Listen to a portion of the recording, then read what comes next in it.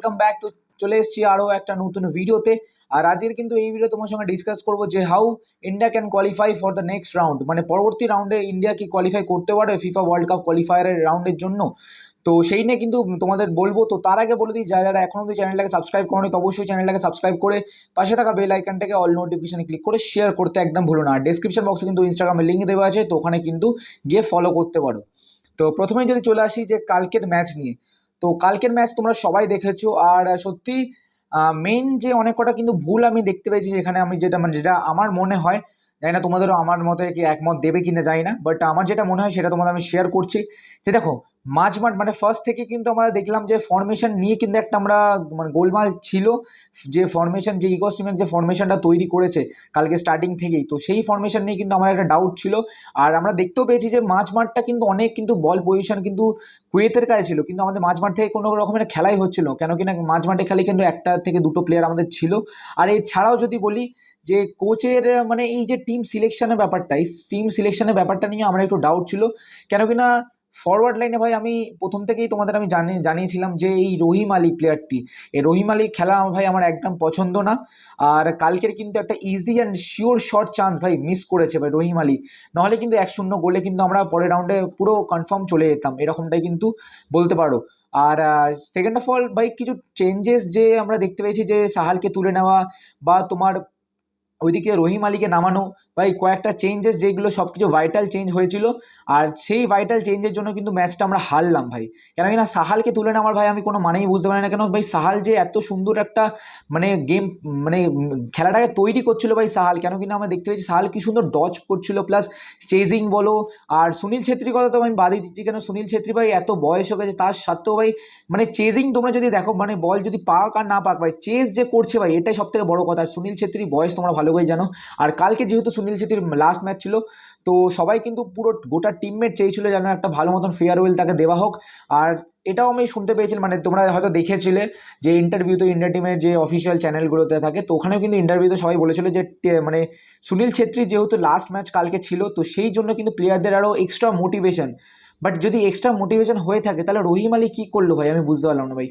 মানে রহিম আলী যে extra motivation পেয়েছিল, পেয়েও যদি এরকম একটা জিনিস মানে একটা গোল্ডেন চান্স মিস করে, মানছি ভাই প্লেয়ার খেলার মধ্যে তোমার ভুল টুক হতেই পারে, বাট এরকম একটা লেভেলের ভুল মানে এরকম মানে গত 10 থেকে 15 বছর আমার মনে হয় না ইন্ডিয়া কোনো এরকম জায়গায় চান্স পেয়েছে। আর সেই জায়গা থেকে যদি একটা এরকম ভাইটাল মিস্টেক করো তাহলে ভাই কে না তোমাকে খারাপ বলবে। রহিম আলীকে হয়তো অনেকজন পছন্দ হতেও পারে, বাট পার্সোনালি বলছি আমার প্লেয়ারটাকে আমার ভালো লাগে না। আর মানছি খেলোয়াড়দের মানে ভুল ত্রুটি হতেই পারে, বাট এত ভাইটাল জায়গায় খেলোয়াড়দের ভুল ত্রুটি হওয়া, তাও ওরা ইন্ডিয়ার জার্সি গায়ে, তো আমার মনে হয় না এটা উচিত। তো যাই হোক, ইগস টিম্যাককেও জানি না ভাই কী ফরমেশন নামায় আর কি করে, সেটা আমার মানে একদম মাথার বাইরে। তোমাদের যদি কোনো বক্তব্য থাকে সেটা কিন্তু অবশ্যই কমেন্ট বক্সে জানিও কালকের ম্যাচটা নিয়ে।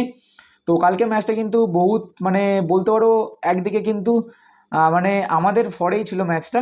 তো যাই হোক, ম্যাচ নিয়ে কিছু বলবো না। তো ম্যাচের ব্লগ তোমরা যারা যারা দেখোনি তারা অবশ্যই কিন্তু ম্যাচের ব্লগ দেখে আসো, চ্যানেলে কিন্তু আছে। আর এবার চলে আসি যে ইন্ডিয়া কী করে কোয়ালিফাই করবে। তো প্রথমে যদি চলে আসি কালকের একটা ম্যাচ, ভাইটাল ম্যাচ, কিন্তু দুখানা ভাইটাল ম্যাচ ছিল, যেখানে কিন্তু কাতার ভার্সেস আফগানিস্তান, আর এখানে কিন্তু আমাদের ছিল ইন্ডিয়া ভার্সেস কুয়েত। তো মেন যে ভাইটাল ম্যাচ সেটা কিন্তু কালকে ছিল, যেখানে কিন্তু ড্র করেছি আমরা 0-0 গোলে। আর অপরদিকে কিন্তু কাতারের সঙ্গে আফগানিস্তানের যে ম্যাচটা ছিল, তো সেই ম্যাচটাও কিন্তু ড্র করেছে আফগানিস্তান বা কাতার, যেটা বলতে পারো। আর যদি টিম মানে যদি আমরা বলবো পয়েন্টস টেবিল, তো পয়েন্টস টেবিলে আমরা যদি বলি তাহলে কিন্তু ফার্স্ট পজিশনে সেটা আছে আমাদের কিন্তু কাতার। আর কাতারের কথা ছেড়ে দাও, কেন কাতার কিন্তু মানে এখন কোয়ালিফাই করেই গেছে, ওর কথা বাদ দাও। সেকেন্ড, থার্ড আর ফোর্থ যদি বলি, সেকেন্ডে কিন্তু ইন্ডিয়া, থার্ডে কিন্তু আমাদের আফগানিস্তান, আর ফোর্থে কিন্তু আমাদের কুয়েত আছে। আর ইন্ডিয়ার কিন্তু 5 পয়েন্ট, আফগানিস্তানের 5 পয়েন্ট, আর লাস্ট হচ্ছে 4 পয়েন্ট, যেটা হচ্ছে কুয়েতের 4 পয়েন্ট। আর এছাড়াও কিন্তু 11 তারিখ যেটা ম্যাচ আছে, আর ইম্পর্টেন্ট ম্যাচ। তো একটাই জাস্ট চান্স, যেটা একটা মিরাক্কেল যদি হয় তাহলেই আমরা কোয়ালিফাই করতে পারবো। তো কোয়ালিফাই কী করে করবো সেটা তোমাদের বলে দিই। তো কেস ওয়ান হচ্ছে যে দুজনের মধ্যেই কিন্তু বলতে পারো, একটা ফার্স্ট কেস হচ্ছে ইন্ডিয়াকে কিন্তু কাতারের এগেনস্টে অ্যাট এনি হাউ কিন্তু জিততে হবে, এটা হচ্ছে কেস ওয়ান। আর অপরদিকে কিন্তু আমাদের কুয়েত আর আফগানিস্তানের যে ম্যাচ, তো তাদের ম্যাচটা কিন্তু ড্র করলে তাহলে কিন্তু আমাদের ইন্ডিয়া কিন্তু কোয়ালিফাই করতে পারে পরের রাউন্ডে। তো বলতেই পারো যে এটা একটা হয়তো মিরাক্কেল চান্স হতেও পারে। যে ইন্ডিয়াকে কিন্তু কাতারের এগেনস্টে জিততে হবে, আর অপরদিকে কিন্তু কাতার বা কুয়েত বা আমাদের আফগানিস্তান দুজনের মধ্যে কেউ একজন জিতলেও কিন্তু মানে ইন্ডিয়াকে বিট করতে পারবে না, কেন কিনা যেহেতু টেবিল টপে আছে। আর সেকেন্ড কেস যেটা হচ্ছে দুজনকেই ড্র করতে হবে, মানে কাতার কুয়েতের ম্যাচটা ড্র করতে হবে, আর ইন্ডিয়াকে কিন্তু আটকাতে হবে কাতারকে, যাতে না তারা গোল মারতে পারে। তো বলতেই পারো যে দুজনকেই কিন্তু আটকাতে হবে, সেকেন্ড কেসের মধ্যে কিন্তু দুজনকে ড্র করতে হবে। তো এটাই কিন্তু একটা প্রবাবিলিটি আছে মানে পরের রাউন্ডে যাওয়ার জন্য। ভাই জানি না ভাই কী হবে, বাট আমার মনে হচ্ছে যে এটা মানে নাও হতে পারে, কেন কি না যদিও আমরা দেখো ইন্ডিয়া টিমের ওপর আমরা হোপ করতে পারি যে ইন্ডিয়া কিন্তু কাতারকে আটকাতে পারে, কেন কি না আফগানিস্তান কিন্তু কালে কাতারকে আটকেছিল, মানে ড্র করেছিল ম্যাচটাকে। তো আমরা এটাই হোপ করতে পারি, কিন্তু ইন্ডিয়া কিন্তু কাতারকে এগেনস্টে কিন্তু ড্র আনতে পারে। বাট অপরদিকে যে ম্যাচটা কুয়েত আর আমাদের যেটা বলো আফগানিস্তান, তো সেই ম্যাচের জানি না ভাই কী হবে।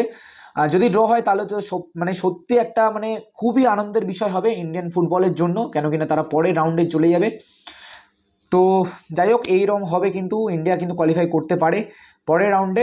আর কালকে জিতলে তো কোনো কথাই ছিল না, মানে এত কেওয়াস কিন্তু হতো না।